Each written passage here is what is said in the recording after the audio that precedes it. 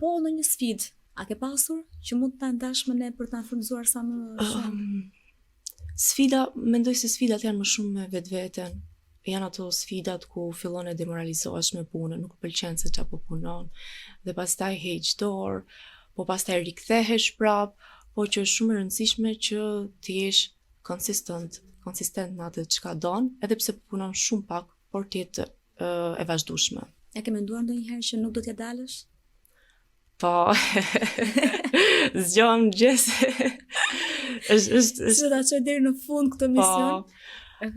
Po, është pak sfiduese, sidomos ne që jemi femra, sepse nesër pas nesër do ndërtojmë një familje dhe pastaj sepse shumica prej nesh kanë si parim për shembull që përkujdesen të edukojnë fëmijët, sepse në fund gruaja është bazë, është themeli i shoqërisë, nëse shkatërrohet gruaja atëherë prishet e gjithë shoqëria. Dhe këto janë ato çka më lëkundin pak.